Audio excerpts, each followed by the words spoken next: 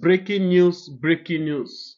Finally, Bola Ahmed Tinubu don finally hear my word. He's about to restructure Nigeria. I have been saying it before the general election. I will show you people the video. Even as many now are even saying to Bola Ahmed Tinubu, restructuring self is not enough. Divide this country ASAP. Let everybody go on their own separate way. Yes. You know why Bola Ahmed Tinubu now wake up? Because the rate in which they are killing people in Kwara now sef don take over from Benue. When I was saying it, even before 2023 general election, I said, you see the three contenders, Bola Ahmed Tinubu, Peter Obi, Atiku Abubakar, none of them get solution to Nigeria problem. If they come, their case go worse pass Buhari government. How far? Today, how is it? Notwithstanding, say, oh, to people say, na Bola Ahmed Tinubu, whether na Peter Obi dey there, whether na Atiku, things will have even been worse than this. When I mean things have been worse than this, I'm not generalizing it in terms of economy. Oh. I'm saying it in terms of security. Because these Fulani herdsmen, they are everywhere. They don't surround everywhere. They are ready to conquer Nigeria and take over Nigeria. They came all the way from Sierra Leone, Burkina Faso, Niger, all different type of Africa country. They were imported to Nigeria before 2015 in order for Buhari to win election. Am I the one saying it? It's on the public domain. They say 53 million Fulani men were imported to Nigeria because of 2023 elections. We are not shocked. Even before late Buhari, he told Nigeria that if Jonathan, they did not want peaceful election or declare who win, he will make his government ungovernable for him. And such, nobody was have the audacity, the courage to ask Buhari even before he's dead. What do you mean that you make the country ungovernable for him? Relax, I will show you people the proof so that you will see that Bola Ahmed Tinubu now have suddenly hear the cry of the masses. I've said it time without number.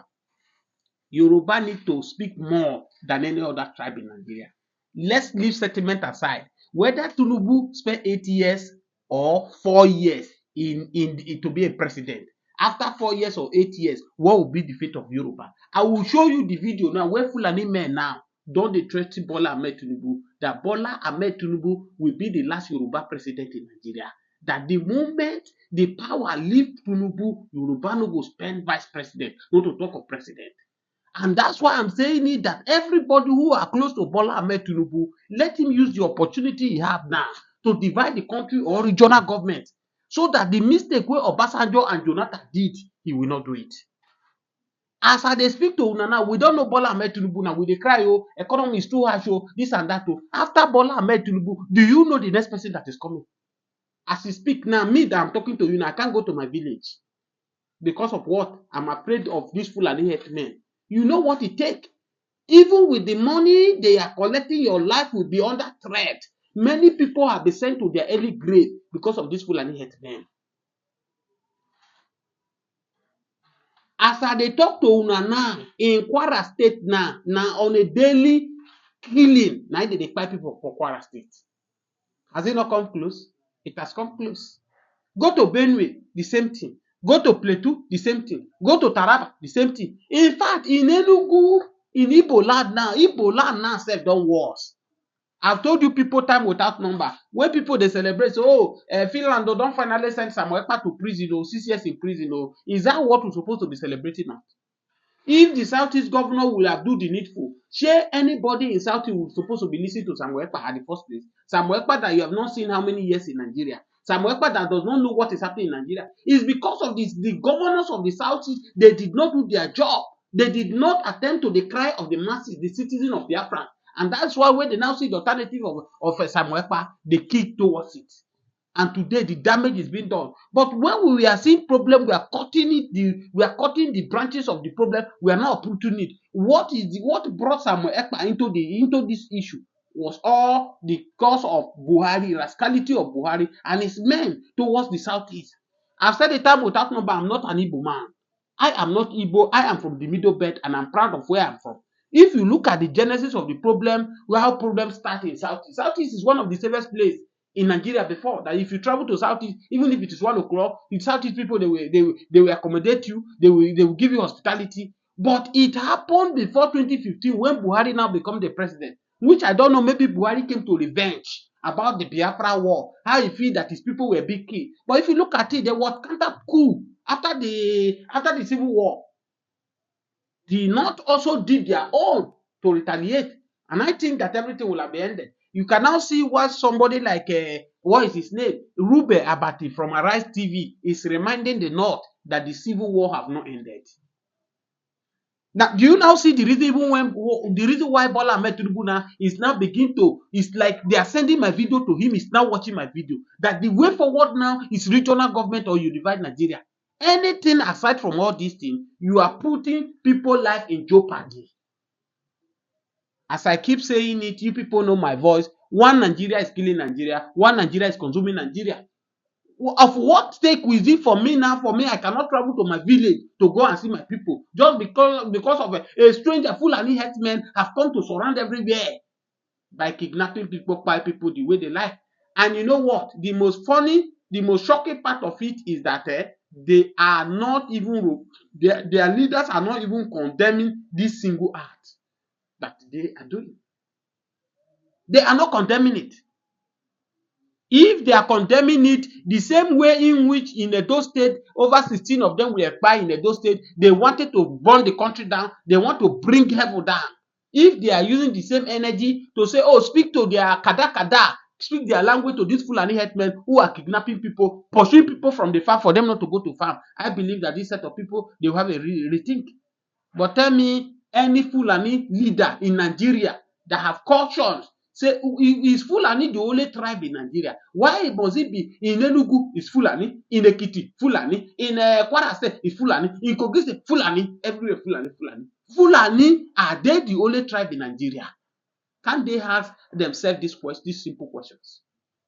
It is obvious that it looks as if that there is a plan work that they want to achieve. After the time without number, if you sit on your comfort zone and you think, oh, Nigeria is very easy for you to grab, it is a lie. It is a lie. All of us cannot be like Yakubu Gowon.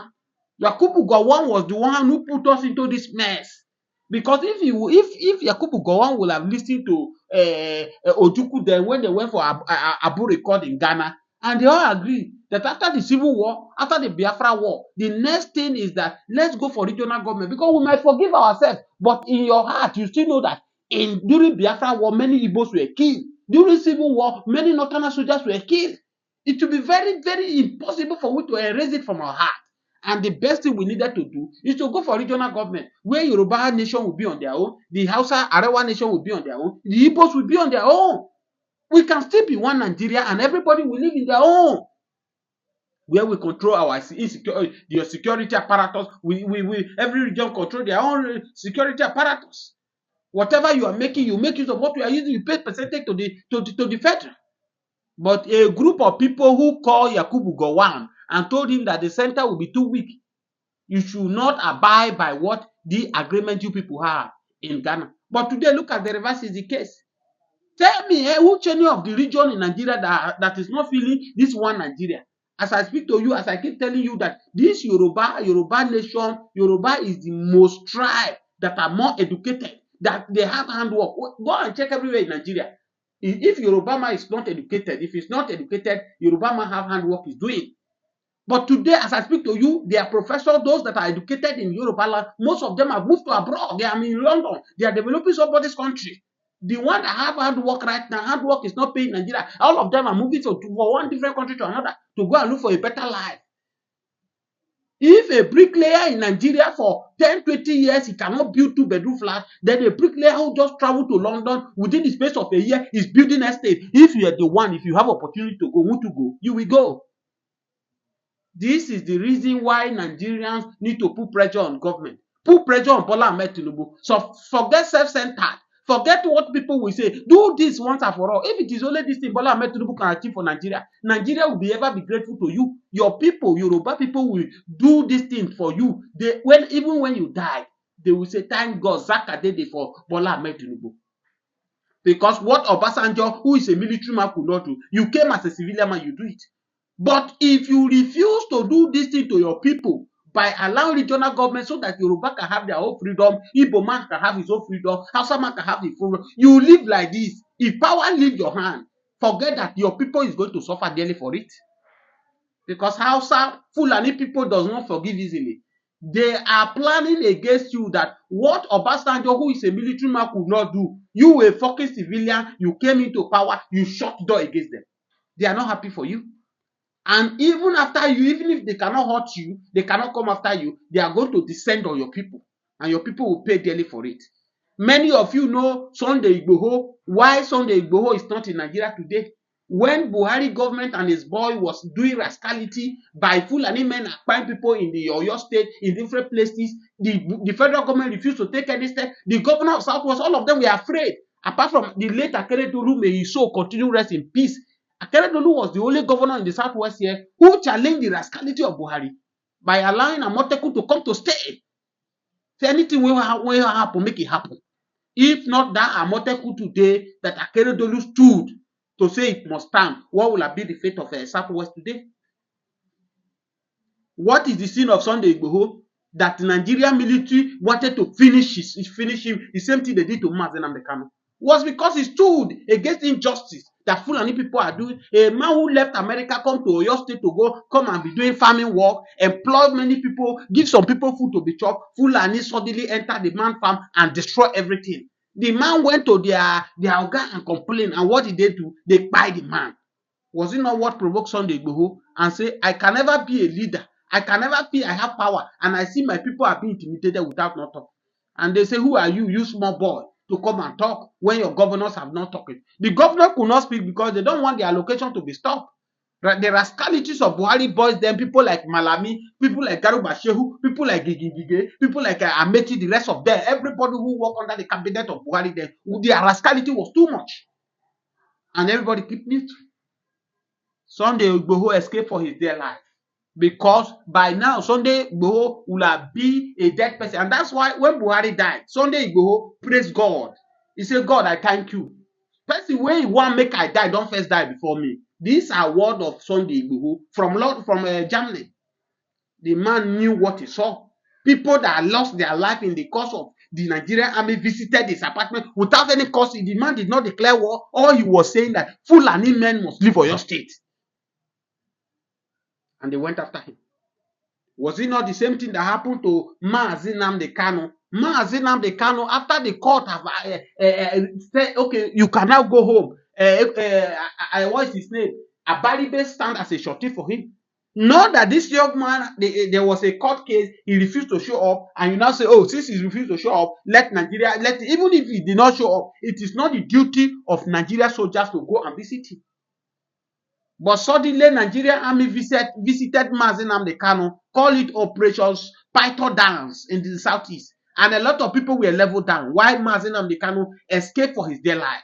And that is how he ran out of Nigeria. Ever since then, Nigeria government was running up and down to make sure a way to bring him back to Nigeria. And that's why they orchestrated by kidnapping him from Kenya, brought him to Nigeria. Today, the question I'm asking, since Mazen Amdekano under the custody of DSS, let's not even generalize it as Nigeria as a whole. In Southeast, is there peace in the Southeast? The answer is no. When I keep saying it, that even the Samuel Ekpa in the faraway country, Samuel Ekpa doesn't have anything, and Mazen Amdekano are not the problem of Nigeria. The problem of Nigeria is our leaders who have keep on putting poverty on us and every day. See, when there is what trigger corruption? What trigger corruption is poverty. Any country today you are seeing that they are less corrupt is that the country is okay, that the rate of poverty is not high. Go and check it. That no any country in the world that their poverty rate is high. Corruption must be there because everybody will be finding one way or the other to survive. The government are the one causing insecurity in Nigeria, not individual. If the country is okay, many people that you are seeing today that are joining evil to do evil, today many of them don't have that ambition. Go and trace their record. It's not that their family background, they are criminals or they are into this, but the society, the government push them into it. Because what belongs to community, one person that took it upon himself and acquire it. We are in this country where Accountant General of Federation under Buhari government stole 80 billion naira. Today, they are not talking about it. The governor of my state who stole how many billion by even using dollars to pay his children school fees ahead. Today is working free. EFCC does not have power over him. Even when the EFCC chairman said, if I did not prosecute Yaya Bello, I should resign. Today, the EFCC chairman have not resigned. Yes, he have not resigned. So you can see what corruption is doing. The corruption, all this criminality you are seeing today, the government are the one fueling it.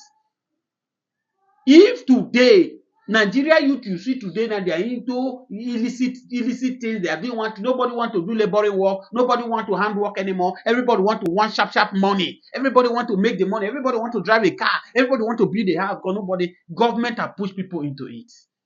The rate in which children grow up to see their parents suffering, their parents die in their hands because of poverty. They are looking for shortcuts to make sure they win, they succeed.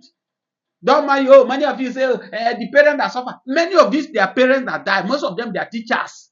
They are civil servants who have served this country for 5 years. Many of them are police, soldiers who have served the country for 35 years, but they cannot boast of house of their own.